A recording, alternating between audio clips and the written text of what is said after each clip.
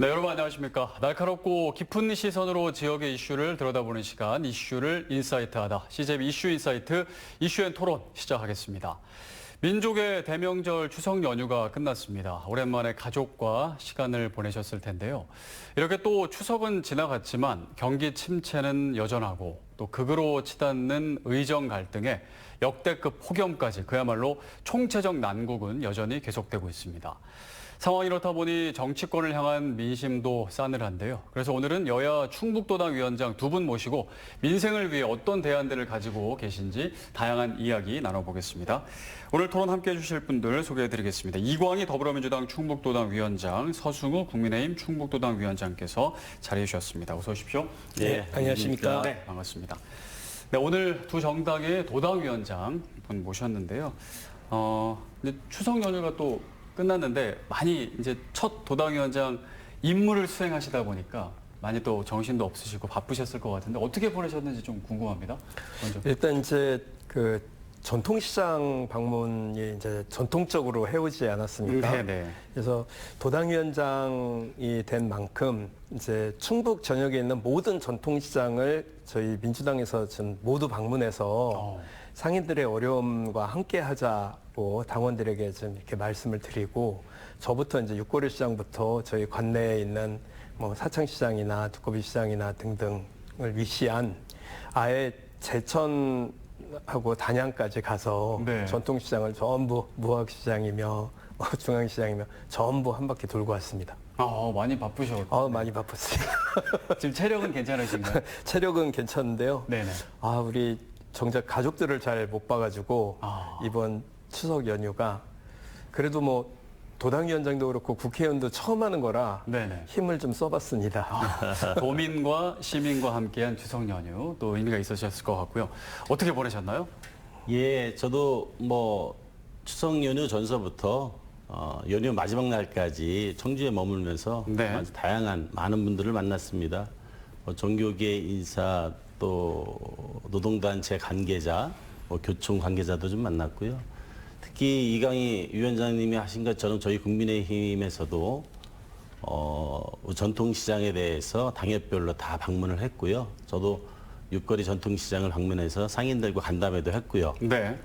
또 경기가 어렵다 그래서 저도 상인들뿐만이 아니라 건설업 하는 분들, 농민들도 만나서 다양한 의견을 들었습니다. 그 의견을 들으면서 제가 정치인인데 민생도 힘들고 경제도 어렵지만 너무 정치적으로 대립을 하고 민생을 좀 뒷전으로 한다라는 쓴소리도 들어서 반성을 많이 하고 있습니다. 네. 네. 뭐 여러 가지 얘기를 많이 들으셨을 텐데 폭염에 또 이제 뭐 경제적으로 또 여러 가지 또 정치적으로도 어지럽고요. 사회적으로 힘든 시기인데 시민분들 만나보시니까 좀 어떤 얘기를 주로 하시던가요? 시민들 입장에서는 네. 본인들 관련된 입장에서 의견들을 많이 주세요. 네. 예를 들면 전통 상인에 있는 분들은 물가가 많이 올랐고 또 폭염으로 인해서 손님들이 많이 안 오고 네. 또 요새 소비 패턴이 바뀌어서 온라인이라든지 대형 그 마트를 가다 보니까 어떻게 보면은 전통시장 상권이 제가 물어봤어요. 제가 명절 전전날 갔을 때 예년에 비해서 어떻습니까? 70% 정도가 된다고 그랬어요. 30% 떨어지네요. 예. 그리고 제가 명절이 끝나고 육거리 상인연합회 회장하고 또 통화를 했습니다. 그래 전반적으로 어떻게 됐어요? 했더니 많이 힘들었습니다. 한 60% 예년에 60%가 졌습니다. 이유가 뭡니까? 물어봤더니 네. 제일 먼저 뽑은 게 폭염. 폭염이라 해서 사람들이 많이 안 왔고 네. 또 폭염이다 보니까 그 전이라든지 그런 부분들이 좀 특히 나갔고 또 소비 패턴이 바뀐 것도 얘기했지만 그분은 또 그러시더라고요. 한 120만 명 이상 그 해외라든지 그 가족 단위 여행을 많이 가서 좀 네. 힘들었다라는 게 또 있었고요.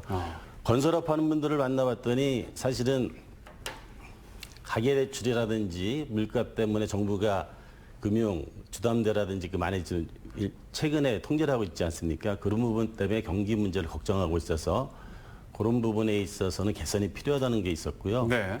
농민들 입장에서는 제가 쭉 들어봤더니 사실은 날씨는 덥지만 네. 태풍의 영향이 이번에 없지 않습니까? 그러다 보니까 추곡, 수매가에 대한 걱정들을 하고 있었어요. 만약에 풍류는 좋은데 피해는 네. 안 받는데 네. 그것이 추국 소매값에 또 혹시 영향을 미칠까 걱정을 해서 다양한 분야에 있는 분들이 본인들 입장에서 걱정들을 많이 하고 있었던 걸 느꼈습니다. 다각도로 또 다양하게 네. 목소리를 또 이렇게 들으셨는데 또 다르셨을 것 같아요. 어떤 이야기인지. 일단 이제 이번 추석 민심은 아프면 안 된다. 의료대란 문제가 가장 그렇죠. 컸었던 것 네. 같아요.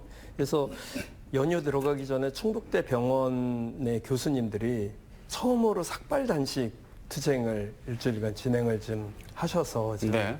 만나 뵀는데요. 그 의료대란 문제가 국민들에게 끼치는 영향도 어마어마했었고요. 특히 이제 어르신들 이번에 인사를 다녀보면 누구나 다 한마디씩 이 병원 문제를 얘기를 하시면서 아프면 큰일 난다는 말씀을 누구나 하시는, 그래서 역대 이렇게 뭐 추석 민심이다, 명절 민심이다 이렇게 얘기를 하는데 이렇게 한 목소리로 얘기가 나오는, 뭐 경제 안 좋다는 얘기는 늘 해오셨는데 이런 정도는 저도 그 한 30년 정치를 해봤지만 처음 봤다. 이에 대해서 더군다나 이제 충북에서는 임산부가 하혈을 하는데도 그 몇 시간 동안 뺑뺑이를 돌면서 네. 그 뭐 70여 곳 이 정도가 전화를 안 받거나 뭐 그랬다는 거 아니겠습니까? 네. 그러다 보니까 충북인들의 민심이 굉장히 흉흉해져 있었다는 말씀을 좀 드리겠고요. 그리고 저희 이제 민주당과 관련돼서는 어쨌든 25만 원 얘기를 상인들로부터 제일 많이 받았어요. 네. 왜 대통령이 거부권을 행사를 했는지에 대해서 현 정부 들어와서 실질 임금이 떨어지고 경기가 엄청 안 좋아졌는데 이런 정도라도 모른 척하고 좀 그 수용을 하셨어야 되는 거 아니냐, 이에 대한 이제 분노가 굉장히 많다는 거를 현장에서 좀 많이 느꼈습니다. 그래서 제가 보기에는 그 이번 명절 민심의 키워드를 하나로 잡는다 그러면 의료 대란.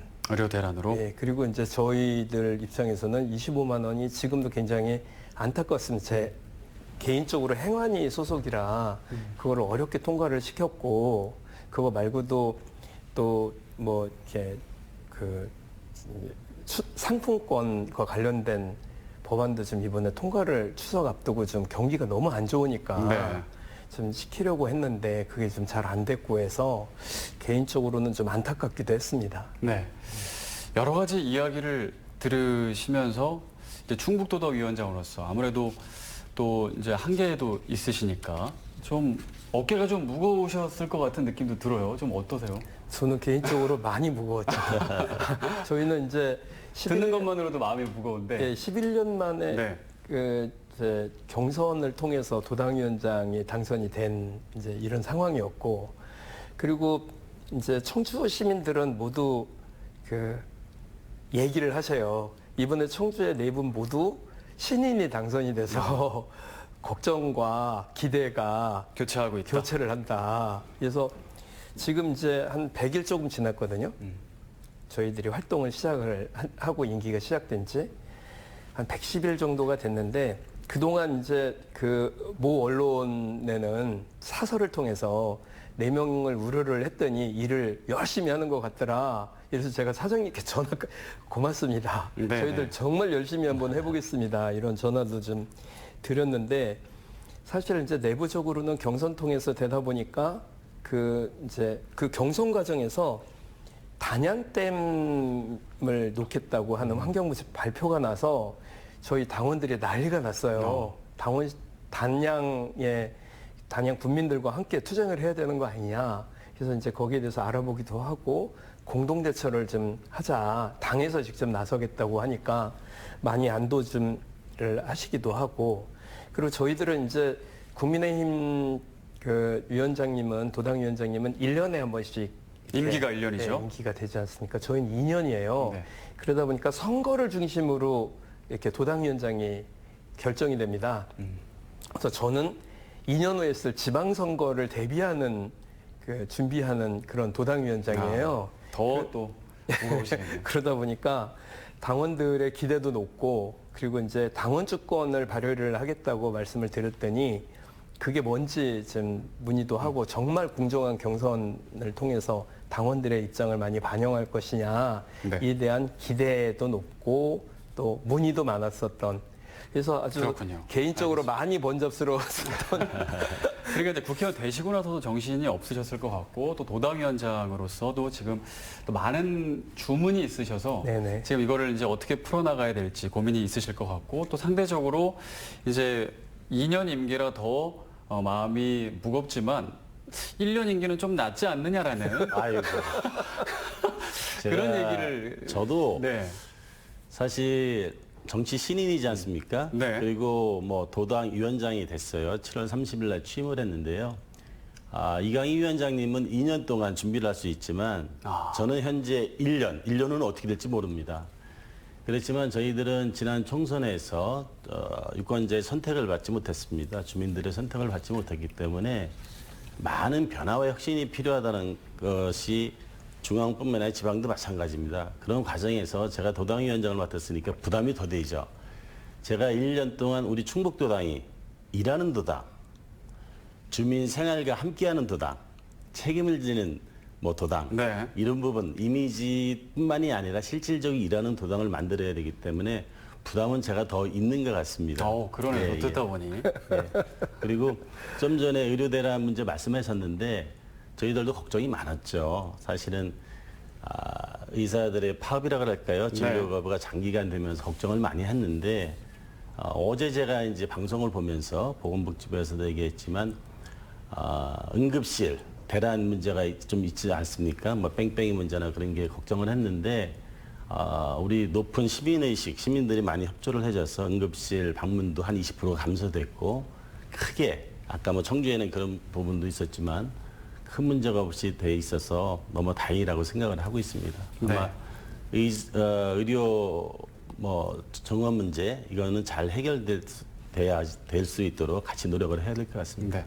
저희가 사실 뒤쪽에 아니, 근데 의정활동 질문이 있는데 네네. 이게 정말 이슈긴 이슈인가 봐요. 아니 그냥 이렇게 얘기를 이게 하시는 걸 큰 보니까. 이슈인 그쵸. 게 네. 제가 이제 국회에 가서 대정부 질문을 하는 국무총리의 발언을 이렇게 들어보면 의료 대란 뺑뺑이 전부 가짜 뉴스다. 시각 자체가 그래서 저는 도대체 다른 나라 사시는 분인가?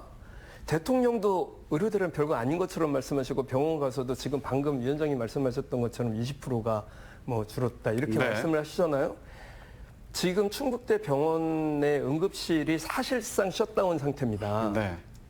그러니까 공공기관, 공공 영역에 있는 의료 체계가 거의 무방비로 뚫려 있는 상태예요. 그러니까 국민들이 불안한 상태고요. 대통령실에서는 응급실을 많이 안 가고 2차 의료진 뭐 이렇게 가더라. 아니 1차에서 막혀 있으니까 못 가는 거거든요. 그래서 의사들이 저에게 귀뜸을 해준 어디 아프시면 전화로 119를 부르지 말고 택시 기사에게 얘기를 해서 네. 바로 그냥 가서 두드려라. 그러면 급하니까 뭐를 받지 않겠냐. 이런 얘기를 하실 정도로 지금 국민들은 정말 여기에 대해서 굉장히 우려하는 상황이에요. 네. 그래서 저는 이게 여야의 문제가 아닌데 대통령실의 시각 차이가 너무 크다 보니까 국회의원 하면서 좌절감을 느낍니다. 아니 총리의 시각이 저 정도면 국민들이 이번 명절 때 인사말이 그거 아니었습니까? 아프시면 안 됩니다. 맞아요. 그럼 여기에 대해서 정치가 반응을 해줘야 네. 되는 거예요. 그래서 저희들이 원래 김건희 특검이나 이런 거를 12일 날 하려고 하다가 우원식 의장님이 민주당의 반대에도 불구하고 그냥 19일로 이때는 의료 대란과 관련된 협의만 좀 합시다. 결국은 연휴 동안 협의도 안 됐어요. 그래요. 그래서 이런 걸 보는 국민들이 얼마나 정치권의 무능과 그 정부의 답답함이 그 속을 아주 치게 만드는 네. 이런 상황 그러니까 아니었겠습니까? 정부와 국민의 현실 인식의 차이가 너무 현격히 크다. 예, 제가 한 말씀 뭐 좀 드리죠. 저도 사실은 네. 아니 손바닥도 마주쳐야 되는 거거든요. 네. 사실은 여야 의료계 전체가 문제가 있는 겁니다. 사실은 많은 국민들은 뭐 필수 의료 서비스 문제라든지 지역 의료 분계는 예전에 하고 있었던 거거든요. 그거에 대해서 개선을 하자는 거였고 그러다 보니까 의료계에서 사실 정원 확대에 대한 뭐 충분한 수기가 안 된 상태에서 되고 있어서 의료 서비스를 거부를 한 거거든요. 그러다 보니까 이거는 뭐 저는 이제 이런 표현을 많이 써요. 정부하고 의료계의 어떤 그 대립이라고 할까요? 어떤 이견, 갈등보다는 지금은 장기간 의료 파업으로 인해 가지고 금방 말씀하신 거는 정부와 국민 간의 어떤 대결의 프레임으로 좀 바뀌는 것 같아요. 네. 거기에 대해서는 여야 의료계 모두 책임이 있다고 보고 말씀하신 대로 조속한 시일 내에 여야 의정 협의체를 가동해야 되고 의료계에서도 빨리 대화의 장으로 나와야 된다고 저는 생각을 합니다. 네, 아니, 알겠습니다. 그런데 의료계가 네, 대화의 짧게. 장으로 나오기 위해서는 네. 2,000명에 대해서 양보하지 않는 정부를 보면서 어떻게 나올 수가 있겠어요. 기본적으로 대통령의 2,000명이 왜 거기에 꽂혀 있는지 제대로 된 근거도 말씀 못 하시면서 자꾸 의료 네. 여야 협의체 나오라고 하는데 그거 좀 어떻게 좀 설득 좀 해주세요. 예. 알겠습니다. 의정 갈등 뭐 너무나 맞습니다. 중요한 이슈라 이 시간에 지금 이것만 해도 사실 모자란데 맞습니다. 네, 지금 또 맞습니다. 저희가 또 네. 다양한 이야기를 나눠야 되기 때문에 두 분께서 또 도당 위원장으로서 또 이렇게 계속해서 상황을 보시면서 이렇게 좀 문제 해결에 힘이 되어주셨으면 좋겠고요. 최근에 이렇게 보면은 먼저 저희 충북도 행정 얘기를 좀 들어와서 뭐 의정 얘기도 했지만 또 도당위원장 되시고 바로 최근에 저희가 이제 이슈가 되는 게 도지사와 또 청주시장 간의 이제 갈등설 정말 설이 아니라 갈등 뭐 이제 이렇게까지 갔는데 직접 만남을 추진하시면서 또 중재하기도 하셨는데 하고 나서 어떻게 평가하시나요?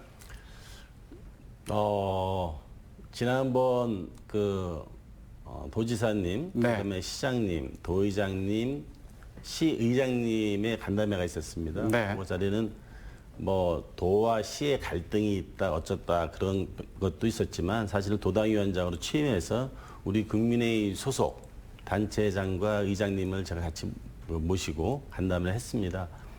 끝나고 났을 때 언론에 있어서는 약간 뭐 성과가 없지 않았느냐라는 그 언론 보도가 있지만 저는 거기 동의하기는 쉽지 않은 것 같습니다. 네. 왜냐하면은 사실은 그 만남 전에 그 언론에서는 저출산 문제 예산에 대해서 어떻게 얘기가 나왔느냐에 대한 집중적인 질문이 있었는데 네. 그 부분에 있어서는 사전에 실무적으로 논의를 해서 어느 정도 협의가 된 상태였었습니다.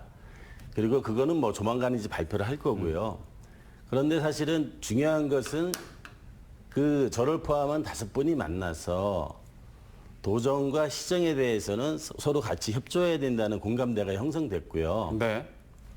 그다음에 이제 청주시에서 하는 여러 가지 사업들, 주요 사업들이 뭔지에 대해서 공유도 있었고, 도지사님께서도 적극적으로 청주시가 좋은 계획을 수립하면은 지원하고 통큰 양보도 하겠다라고 말씀하셨고, 또 의장님들은 사전에 도와 시가 주요 정책, 우리 시민과 도민에 관련된 정책들을 할 때는 사전 협의를 해서 요번에 불거진 것처럼 그런 것은 사전에 이제 하지 말자라는 의견도 주셨습니다. 그리고 제가 발표했을 때는 이거를 뭐 제가 당 입장에서 자치단체장이 뭐 예산 분담 비율이라든지 아니면 어떤 도로 문제라든지 그런 걸 직접 얘기할 수는 없었거든요. 네. 그리고 중요한 거는 그렇게 공감대가 형성됐고 서로 상대 입장을 이해하는 장이 됐고요. 또 하나는 주요 이슈라든지 정례적으로 만나기로 했습니다. 그래서 저는 충분히 성과가 있었다고 생각합니다. 성과가 있었다, 예, 예. 의미가 있었다. 네. 이렇게 보시는 거예요. 외부의 또 평가와는 달리 이렇게 내부적으로는 이제 이해를 도모하는 정말 첫 시작에 의미 있는 자리였다. 이렇게 평가하시는 것 같아요. 저는 이제 제가 도의원을 하지 않았습니까? 오래 하셨죠. 그 도의원을 하면서 청주시와 충청북도의 갈등은 늘 있게 되어 있는 구조입니다. 충북 전체의 인구도 그렇고 경제력도 그렇고 다 50% 과반수를 차지하는 청주시가 동의하지 않으면 충청북도 도정을 끌고 나가기가 굉장히 어려운 지경입니다. 네. 그런데 저는 만약에 서승우 위원장님이 저 있을 때처럼 뭐 정책실장이시거나 부지사로 계셨으면 이런 일이 안 생겼을 거라고 생각하는데요. 김영환 지사가 굉장히 독단적이고 아마추어적이라는 느낌이 확 들어요. 네. 이런 문제를 하기 전에는 지금 방금 말씀하셨던 것처럼 협의의 과정을 먼저 거쳤어야죠. 도에서 어떤 일을 판단을 할 때 저는 그랬거든요. 맨날 그 공무원 출신의 단체장만 돼서 이번에 정치인 출신이 됐으니 네. 뭐 화끈하게 밀어붙이긴 하시겠다. 근데 화끈할 때도 좀 상의하고 화끈하셔야지 혼자서 그렇게 결정을 내리시면 네. 지금 청주시에 사는 사람들 입장으로서 얼마나 불안합니까? 네. 도지사와 청주시가 충돌을 하면 죽어나는 거는 청주 시민들이고 충북 도민들이에요. 그래서 이 불안함을 해소를 하시기 위해서 서승우 위원장께서 뭐 총대 메고 이렇게 자리를 마련을 하셨던 것 같은데 네. 제가 보기에 뭐 원만하게 끝났다고는 하시는데 제가 보기에는 별로 원만한 것 같지도 않고 별로 이렇게 기대가 좀 아니, 그 생기지도 않는 모임이었던 것 같은 느낌이 좀 아니요, 들었어요. 얘기 좀 간담회 들으셔야 될 것 자리에서는 같아요. 간담회 자리에서는 제가 놀랄 정도로 서로 공감을 하고 또 거기에는 도지사 시장만 있었던 게 아니거든요. 네. 의장님들도 같이 계셨어요. 그래서 굉장히 아까 말씀드린 대로 그 도정과 시정에 대한 폭넓은 얘기도 하고 서로 그 사전 협의도 하고 정례적으로 만나고 그리고 굉장히 좋은 얘기가 있었는데 그거를 제가 언론한테 서상히 얘기할 수 있는 입장은 아니고 또 그 안에 나왔던 구체적인 사업까지 얘기를 할 수 없어서 그런 네. 거지 굉장히 좋은 의미 있는 자리였다고 생각합니다. 다시 한번 마지막으로 말씀드립니다. 앞으로 좀 이렇게 해줬으면 좋겠다. 조언 한마디 해주신다면? 저는요. 네. 그 다음 질문 하실 건가요, 김수민?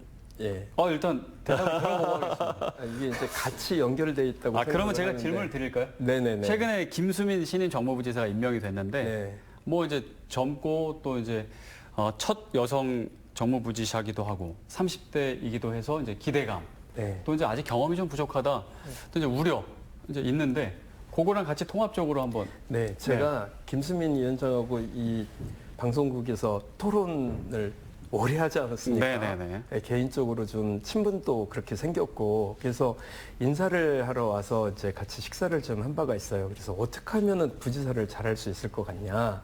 그래서 제가 도의원 할 때부터 지켜본 결과 공무원 출신 단체장이 있을 때는 행정과 관련돼서는 굉장히 빠삭하시기 때문에 정치적인 조언을 하는 참모가 옆에 있었으면 좋겠다고 늘 생각을 했다. 네. 그래서 어떤 정치적으로 풀어야 될 일도 행정적으로 자꾸 풀려고 하다가 문제가 너무 시야가 좁아지고 문제가 생기더라. 그래서 그랬는데 그러면 정치인 출신 단체장이시니까 네. 근데 하필이면 정치인 출신의 젊은 이제 부지사를 두셨어요. 그럼 어떻게 되는 거예요? 그럼에도 불구하고 실무적으로 좀 접근을 하셨으면 좋겠다.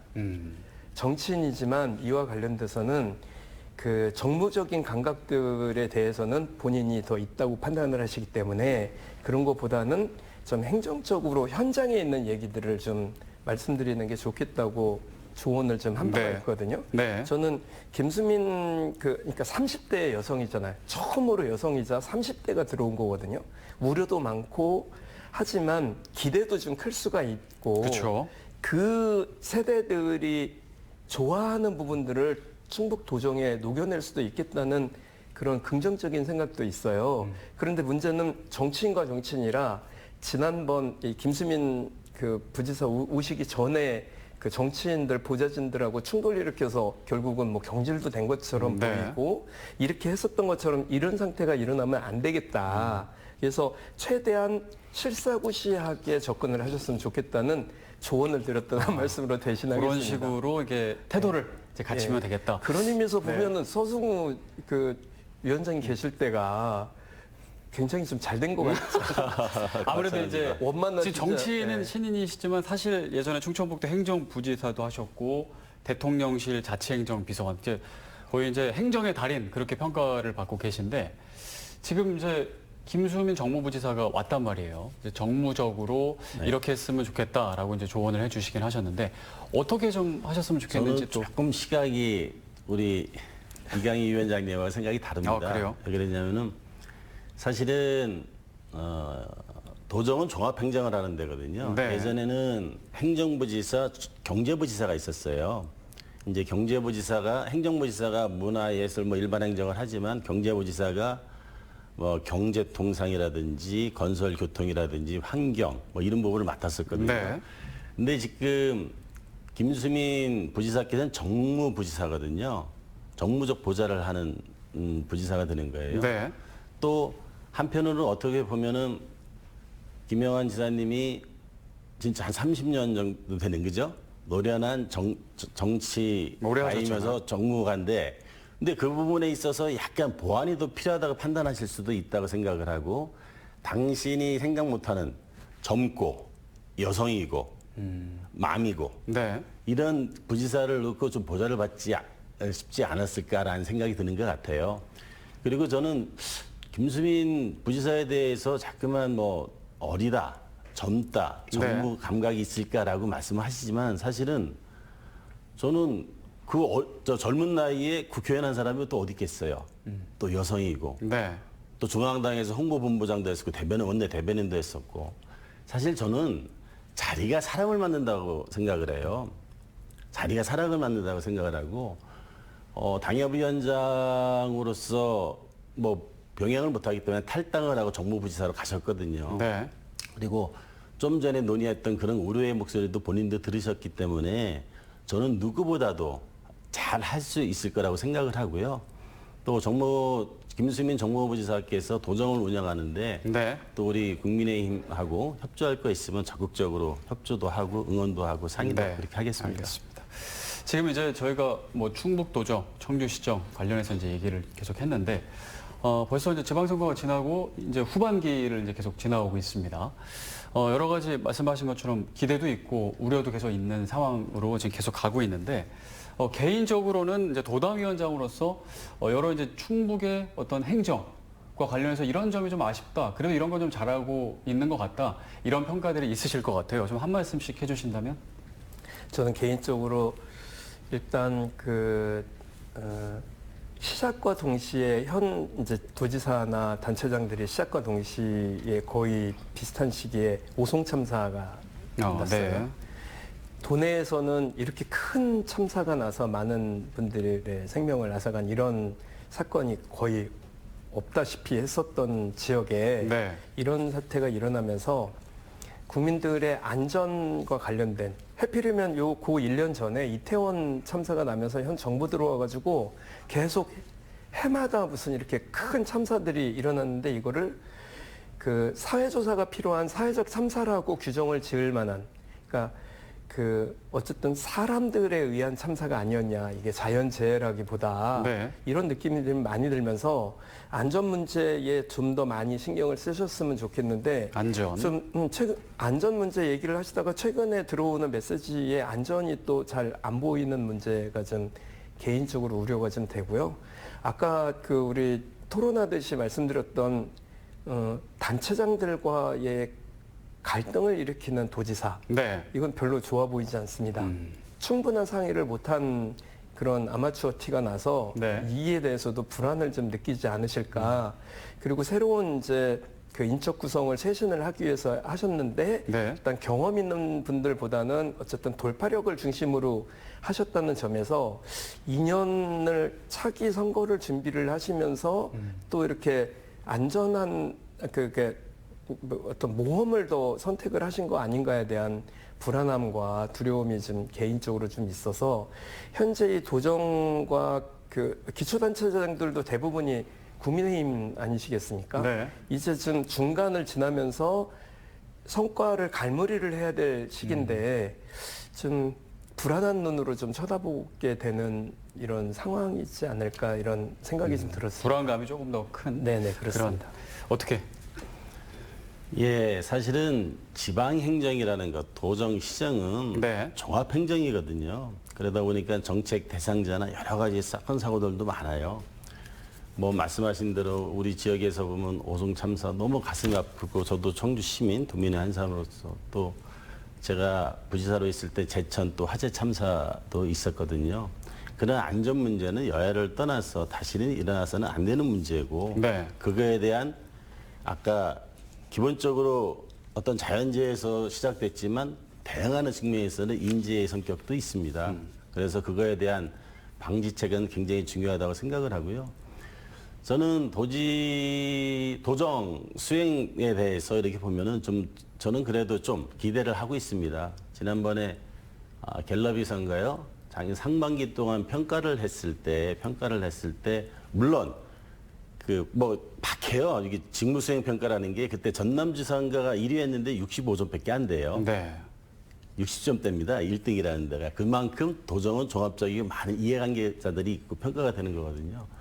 근데 고무적인 건 충북 도정, 김명환 지사가께서 부정적인 건 마이너스 11이 됐고 긍정적인 건 플러스 11이 돼서 네트로 따지면은 17개 시도 중에서 가장 많은 전년 반기보다는 상승률이 있었습니다. 그리고 정당 지지층 대비 그거 있어서도 아마 제 기억으로는 아마 세 번째인가 네 번째를 차지한 것 같아요. 아마 이광희 위원장님 말씀하시는 그런 우려의 목소리를 김영한 도지사님도 듣고 계실 거라고 생각을 하고 네.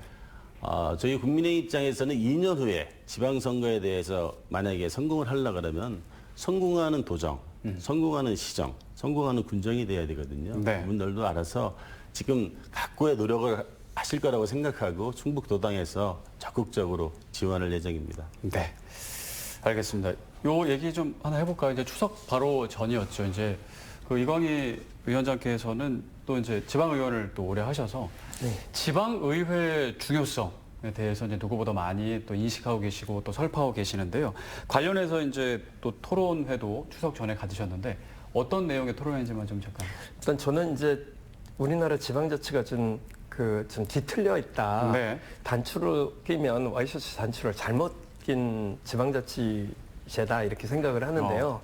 현재 지방자치 단체장이 거의 그 예산 편성권의 거의 대부분, 인사권의 모든 것, 그다음에 심지어 입법권까지 가지고 있는 무소불위의 영향을 가지고 있는 단체장이에요. 네. 법적으로. 그런 단체를 전 세계에서 제가 찾아보려고 2010년도 도의원 되고 나서부터 찾았는데 못 찾았습니다. 오로지 대한민국에만 거의 유일한 단체장의 권한을 가지고 있고요. 그렇게 주면서 중앙에서는 그 자치권을 한 20%밖에 안 주는 거죠. 그러다 보니까 꼭두각시 인형이 줄 매달아서 이렇게 위에서 조종을 하는 듯한 이런 기형적 구조가 되어 있다. 네. 이런 상태에서는 지방자치 단체에서 근데 성공한 지방자치단체를 세계적으로 이렇게 뭐 일본을 비롯해서 보면 자구책을 그 주민들이 만들어서 자구책으로 이렇게 성공하기 위해서 노력한 지자체는 성공하더라. 근데 우리나라의 현재 시스템에서는 주민들이 자구책을 만들 수 있지 않습니다. 단체장이 모든 것을 다 가지고 있기 때문에. 네. 그럴 때는 현재 민주주의 제도에서 주민들의 의견을 수렴하는 기관이 의회예요. 민의의 전당을 통해서 의회에서 수립된 거를 행정부가 집행을 하는 구조로 원래대로 가야 한다. 그게 원리잖아요. 원래가. 예. 그런데 지금은 말씀드린 대로 지방자치단체에 의회가 한 부속기관으로 되어 있죠. 예. 헌법적 권한에도 그렇게 되어 있습니다. 지방자치단체에 둔다. 그러니까 법적으로도 지방자치단체의 일부 그냥 기관 한 국 중에 하나 정도로 취급을 받는 거예요. 그럼 민주주의 제도도 아닐 뿐더러 네. 이렇게 해서 30년을 해왔더니 제대로 지방자치가 이루어지지 않더라는 제 판단을 내렸고 이 상태로 가면 계속 지방 소멸은 가속화될 것이다. 그리고 지방에서는 뭔가 자구책을 만들 수도 없는 상황이 될 것이다. 이렇게 생각이 돼서 그럼 지방의회가 예산 편성권의 일부라도 좀 가지고 오고 또 인사권에도 좀 관여를 많이 하고 주민들의 의사를 받아서 행정부가 일을 할 수 있는 그런 지방의회법을 좀 제정을 하면 어떨까 이렇게 생각을 해서 했는데 네. 이와 관련돼서는 20대도 21대도 계속 됐어요. 그런데 문제는 국회의원들 입장에서 보면 이제 그 시의원들, 도의원들 이렇게 성장하는 거를 이렇게 보고 싶지 않겠죠. 그래서 그러다 보니까 이렇게 계속 막혀 있었던 것 같아요. 네. 근데 이번에는 어떻게 해서든지 해결을 좀 해보자고 그래서 토론회를 열었는데 기초 광역 의원들이 한 200명 이상이 오셔가지고 대성황을 이루었고 다들 공감하고 계시다는 예, 거죠. 여야의 지방의원 출신이나 정치인 출신들은 다 공감을 하는 내용이라 일단 국민의힘의 지방의원 출신들 의원들하고도 상의를 좀 해서 이번에는 꼭 통과를 좀 네. 내년에 그 지방자치단체 30주년이 되는 내년에는 꼭 좀 통과를 시키자고 지금 이제는 이제 국회의원이 되셨으니까 더 큰 역할을 예, 하셔야겠네요. 그래서 국회의원이 네. 되고 나니까 왜 그 전에 계신 분들이 처음에 초선 때는 하려고 하다가 시간이 지나면 그래서 우리 초기에 얼른 해버리자. 초심 예, 있을 초심을 때. 네. 초심 있을 때 하자. 이렇게 알겠습니다. 생각하고 있습니다. 그러니까 지방의회의 중요성, 그 역할에 대한 얘기를 이제 계속 하고 계시는데 지방의회는 좀 어떤 역할로 나가야 된다고 보세요? 기본적으로는 좀 전에 그 이강희 위원장도 말씀하셨지만 사무에 있어서는 아까 뭐 8대2 정도가 돼요. 국가사무가 8이고 지방사무가 2고. 그러니까 지방자치라는 것은 지방에 있는 단체나 지문 주민들이 자기 사무에 대해서 원하는 사무에 대해서 자기 재정으로 자기 책임을 갖고 해야 되는 거거든요. 근데 우리는 사실은 지방자치를 한다 하지만 그런 부분은 좀 미흡한 것 같아요. 네. 사무도 8대2고 재정도 국세, 지방세가 뭐 국세가 75, 지방세가 25 정도가 되거든요. 기본적으로 대폭적인 권한 이양이라든지 재정 이양이라든지 자치권이 좀 할 수 있는 기반이 만들어져야 돼요. 또 하나는 사실은 대통령제나 의원내각제나 이원집정부 제도는 선택의 문제거든요. 네. 그러니까 자유민주주의 사회에 있어서의 그 정치 구성하는 것도 그렇거든요. 마찬가지로 지방의회와 자치단체에 관련돼서 기관 구성이라는 표현을 써요. 기관 구성 다양화돼서 강자치단체장이냐, 또 의회 중심 할 거냐, 네. 아니면 의회가 중심이 돼서 책임 행정관을 모셔오는 제도가 될 거냐. 그건 선택의 문제인 것 같아요. 그 상황에 맞게. 그조차도 주민들이 투표를 하자고 하는 게 지방자치를 주장하는 분들입니다. 지방의회에 대해서는 지방자치법에 돼 있지만 또 이강희 위원장님께서 발의를 하셨다니까 전제 조건은 아까 말씀드린 대폭적인 자치권이 와야 된다는 전제 하에 그런 논의가 돼야 되고요. 또 하나는 사실은 우리는 대립형을 하고 있거든요. 그러다 보니까 견제와 균형이 있어서 충분히 지방의회는 뭐 예산 심의권도 있고 조례 발의권, 조례 의결권도 있고 행정조사 감사권도 네. 있고 있습니다. 이 있는 제도를 잘 활용을 해야 되겠고 좀 전에 말씀하신 대로 최근에 막 약간이지만 인사권은 독립이 됐어요. 근데 이제 소수다 보니까 걱정하시는 부분들이 있어서 개선은 필요하다고 저는 같이 생각을 하고 지방의 있습니다. 역할은 좀 더 강화되어야 한다는 부분은 좀 공감하시는 것 같습니다. 네, 네, 네. 자, 이제 앞서서 이제 뭐 시민분들 만나면서 또 이제 경제 얘기 또 살기 팍팍하다 이런 얘기 이제 들으셨는데요. 아무래도 이제 충북도당 차원에서도 좀 대책을 강구할 필요가 있을 것 같습니다. 이제 취약계층과 서민들의 삶이 사실 더 어려워지는 부분들이 있기 때문에 좀 어떤 부분들을 지금 계획하고 계신지 좀 얘기를 좀 들어보겠습니다. 저는 이제 그 충청북도가 돌파를 해야 될 그런 일 중에 하나가 네네. 윤석열 정부 들어오고서 부자 감세를 해서 세수를 펑크를 내면서 지방자치단체의 그 어떤 예산을 대폭 줄였어요. 그래서 만약에 이게 누가 됐든지 간에 네. 새로운 사업을 하기가 참 어려운 지경일 거다. 거의 한 들리는 말로는 15% 정도가 줄었다고들 말씀하시고 하면서 전국적으로도 한 270여 개의 복지 예산 중에 170여 개를 없애버리고 막 이런 상황이 지속이 되면서 예산을 줄이면 제일 먼저 손을 보는 곳이 복지 예산이나 이런 서민 예산들을 네. 줄일 수밖에 없는 상황이에요. 네. 그래서 최근에 이제 충청북도 또 교육청도 작년에 우리 문 사고 끼임을 당해서 한 분이 사망을 우리 지역에서 했는데 그것과 관련돼서도 만약에 문을 제대로 보수만 했다고 해도 그런 일이 안 당했을 겁니다. 맞아요. 충북교육청도 한 1년에 2천억씩 계속 삭감을 당해가지고 한 6천억 정도가 3번을 삭감을 당해서 예산을 쓰고 있다 보니까 교육감이 하고 싶은 일을 거의 못한다고 이렇게 볼멘소리를 하고 계신 정도로 네. 굉장히 예산 구조도 어렵고 그러다 보니까 뭐 이렇게 도지사 입장에서도 혹은 단체장들 입장에서도 뭘 하기가 굉장히 힘들 거예요. 그래서 일단은 현재의 예산 국감을 앞두고 민주당 5분의 의원들께도 말씀드렸고 제가 국민의힘 3분께도 말씀드렸습니다. 충북도에서 예산을 확보할 수 있는 거를 최대한 도지사를 도와서 하자. 그게 충북도에서 지금 우리 정치인이 해야 될 일이다. 네. 그래서 뭐 쪽지 예산을 뭐 그렇게 말 많은 쪽지 예산이든 무슨 예산이든 최대한 하자. 이게 저희들의 전략입니다. 올 하반기에 예산국회 때는 한번 지켜봐 주시고 충북도에서 어쨌든 뭐 요구하는 사항 중에 국민들에게 도움이 될 수 있는 이런 사업들에는 저희들이 최선을 다할 생각입니다. 그러니까 여야를 초월해서 충북 발전을 위해서라면 네, 그렇습니다. 최대한 예산에 지금 방점을 찍어주셨고요. 국민의힘 충북도당에서는 어떤 좀 대책들을? 서민 네네. 취약계층에 대한 말씀하시는 거예요? 아니면 네네. 예산 확보에 대해서 말씀하시는 거예요? 서민 취약계층, 서민 경제 두 가지 다 이제 말씀해 두 가지 이제 주시죠. 거기에 이제 방점을 찍으신 거고요. 사실은 물가 문제, 경기가 안 좋고 아까 말씀하신 대로 소비 패턴 밖에 여러 가지 바뀐 게 많아요. 네. 그런데 그런 상황에서 전반적인 경기 어려움과 물가 상승 때문에 서민들이나 취약계층들이 더 고통을 받는 건 사실인 것 같습니다. 저도 그렇게 생각을 하고 있고요. 말씀하신 대로 그런 부분에 있어서 분야별 대책이 좀 필요할 것 같아요. 네. 예를 들면 자영업자 같은 경우는 요새 폐업이 예전에 비해서 굉장히 심각한 정도로 폐업이 되기 때문에 뭐 금리 인하 문제 오늘 발표가 됐죠.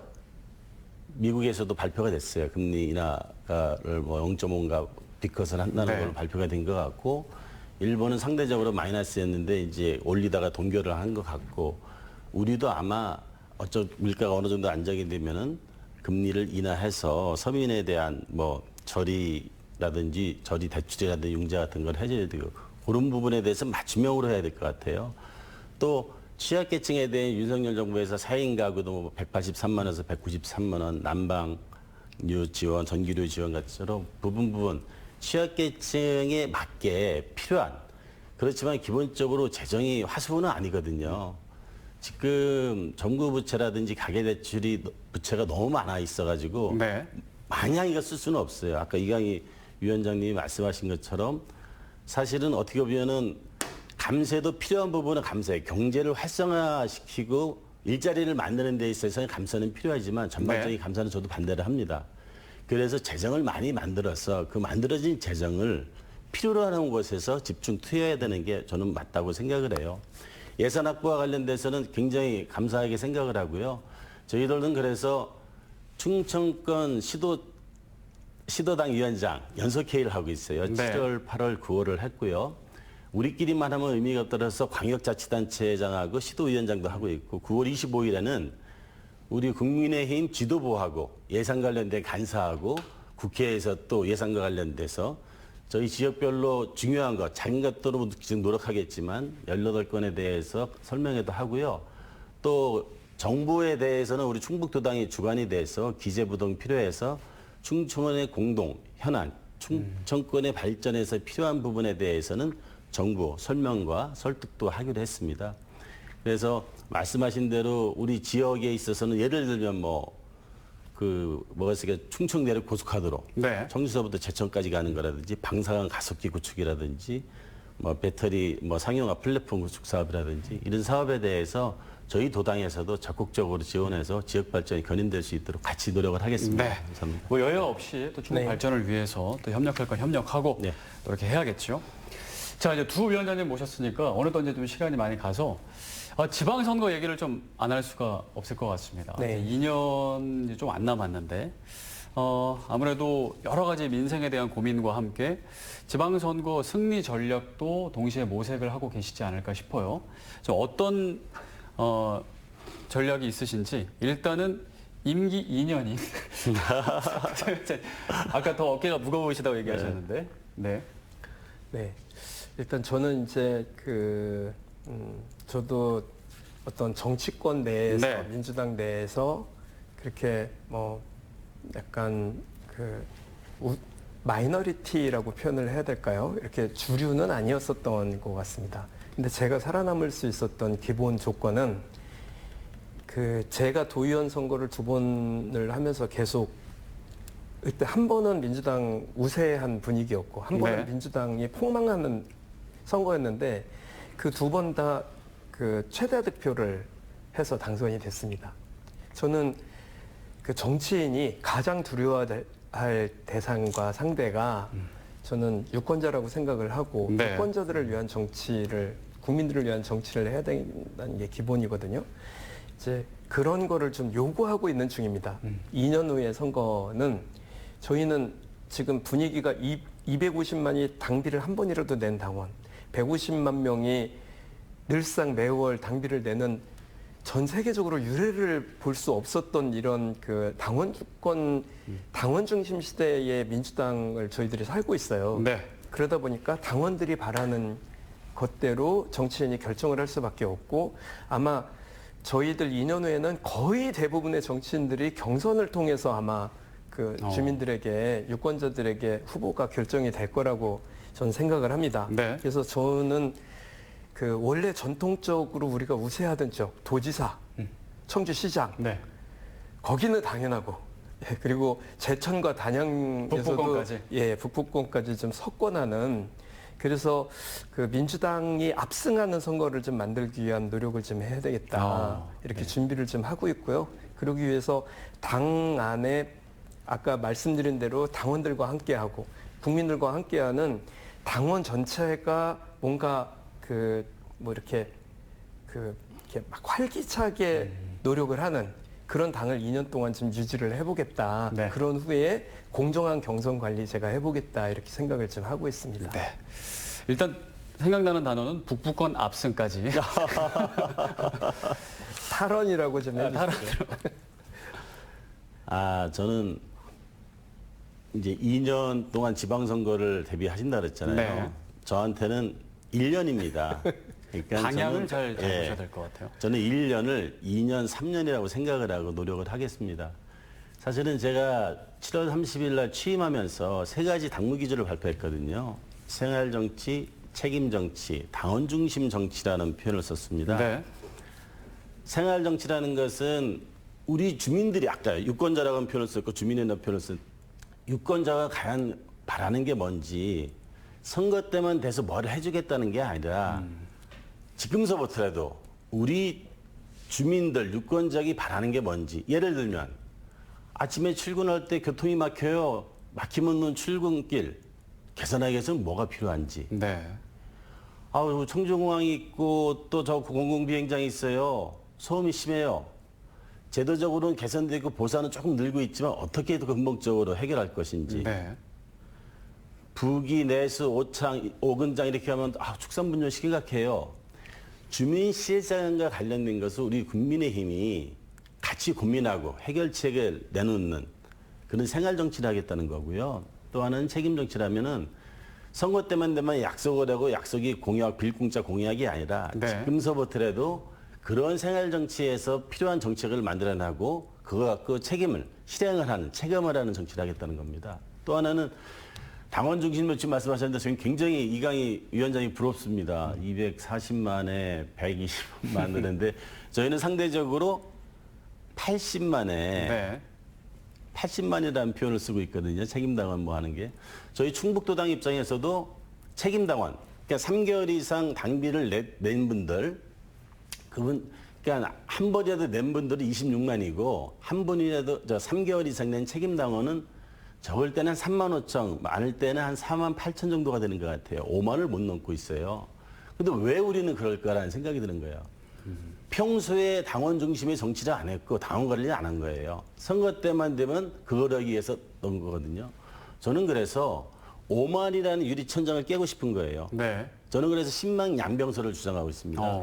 제가 내년 봄까지 10만까지는 제 목표고 바람이고요. 적어도 5만 이상은 깨서 우리도 민주당처럼 책임당원, 권리당원이 많은 그런 당이 되기를 원하고 있습니다. 그러려면은 당이 바뀌어야, 도당이 바뀌어야 돼요. 네. 그래서 저는 당사 같은 경우도 엘리베이터가 없어요. 4층에 회의장이 있는데 저번에 취임할 때 어르신이 와서 우리 사무처장이 없고 4층까지 올라왔어요. 아이고. 그래서 저는 엘리베이터도 놀라고 하고 또 이미지도 좀 바꾸려고 그래요. 리모델링도 좀 하고 현수막도 좀 근사하게 걸고 그래서 우리 집에 와봤더니 국민의힘 당사에 와봤더니 바뀌고 있다라는 이미지 개선뿐만 아니라 생활정치, 네. 책임정치, 당원정치를 해서 알겠습니다. 2년 준비하시면 저는 1년 준비해가지고 지방선거 더 바쁘실 것 선거하도록 같습니다. 또 네, 여기까지 듣고 예.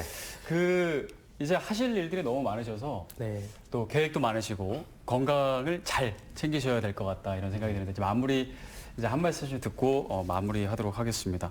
이제 앞으로 이제 충북도당 위원장으로 지금 활동하시지만 또 정치인으로서 또 다양한 활동을 계속 이어 나가실 텐데 나는 이런 정치를 하고 싶다. 또 도민들에게 마지막으로 한 말씀 짧게 듣고 저희가 마무리하겠습니다. 네, 제가 당선되고 가장 먼저 한 일이 파라솔 하나 치고 주민들을 만나서 민원 청취를 하는 일을 가장 먼저 한 일입니다. 네.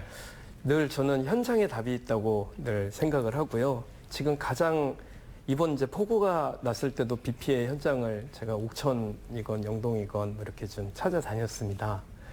저는 이제 그 주민 속에 답이 있다는 그런 그 현장성을 가장 중요하게 생각하는 정치를 좀 하고 싶고, 문제는 이제 그 돌아다니다 보니까 그 나라가 너무 아픈 것 같습니다. 아, 네.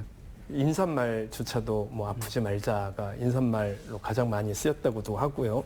그리고 상가와 기업이 너무 어렵습니다. 그래서 상가는 곳곳이 뭐 임대 딱지가 붙어 있고 이런 상황에서 정치가 국민들 옆에서 무엇을 할 수 있는가에 대한, 그러기 위해서는 그런데도 불구하고 현 대통령은 그 선택한 이런 사람들은 자꾸 뭐 이상한 망언을 일삼으면서 뭐 일본 얘기를 자꾸 하고, 그래서 국민들을 화나게 만드는 이런 정치를 계속 하고 있어서 이에 대해서도 좀 맞서 싸우기도 하면서 한편으로는 국민들 옆에 있겠다는 말씀을 좀 드리겠습니다. 네. 우리 네. 또 서승우 위원장님. 저는 우리 국민의힘이 이름값을 하는 정당을 됐으면 좋겠고 꼭 만들겠습니다. 네. 국민의힘이 진정한 국민의 힘이 되는 그런 정당이 되도록 도당위원장으로서 최선을 다하겠습니다. 저 개인적으로는 뭐 정쟁보다는 서로 상생하고 대안을 찾는 그런 정치인이 되고 싶습니다. 특히 지역 발전과 도민 발전을 위해서 참 열심히 일한 정치인이었구나라는 그런 정치인이 되고 싶고요. 저도 이제 말이 좀 많은 편이라고 들었었는데 요새는 많이 듣고 있습니다. 말을 많이 하는 대신에 지금 각계각층에 있는 분들을 자주 만나고, 제가 아까 말씀드렸잖아요. 종교교사부터 노조서부터 심지어는 경찰서까지 찾아가 봤어요. 그랬더니 아니 도당위원장이 왜 왔느냐고 그래요. 저희들 바뀌겠습니다. 이렇게 하겠습니다. 그래서 말을 많이 듣는 그런 네. 정치인이 될 거고요. 또 하나는 당리당략에 매몰돼 가지고 어떤 중앙당의 상을 쫓아가는 것보다는 과연 정작 진짜 우리 지역, 우리 주민들을 위해서 어떤 게 바람직한 건지 그걸 고민하는 그런 정치인이 되겠습니다. 그리고 제가 혹시 열심히는 하지만 잘못한 점이 있으면은 우리 도민들이나 유권자께서 따끔하게 말씀해 주시면 바로 수용을 하고 검토하고 수용하는 그런 정치인이 되겠습니다. 네. 예. 감사합니다. 이제 두 분이 또 이제 열심히 각오한 바대로 이렇게 활동을 열심히 하시는 걸 보니까 또 이제 시민분들께서도 또 희망을 볼 수 있지 않을까 그런 생각을 해보고요. 그 희망만큼 소망만큼 열심히 뛰어주시기를 저희도 응원하겠습니다. 감사합니다. 네, 예, 감사합니다. 이제 여기서 오늘 마무리하겠습니다. 지금까지 이광희 더불어민주당 충북도당 위원장, 서승우 국민의힘 충북도당 위원장님 함께했습니다. 감사합니다. 네, 감사합니다. 네. 정치가 문제라고 하지만 결국 문제는 정치가 해결해야 합니다. 그만큼 정치의 역할은 매우 중요한데요. 민생을 최우선으로 놓고 도민의 목소리에 귀 기울이는 정당의 모습 기대해 보겠습니다. 이슈 인사이트 여기서 모두 마칩니다. 함께해 주신 여러분 고맙습니다.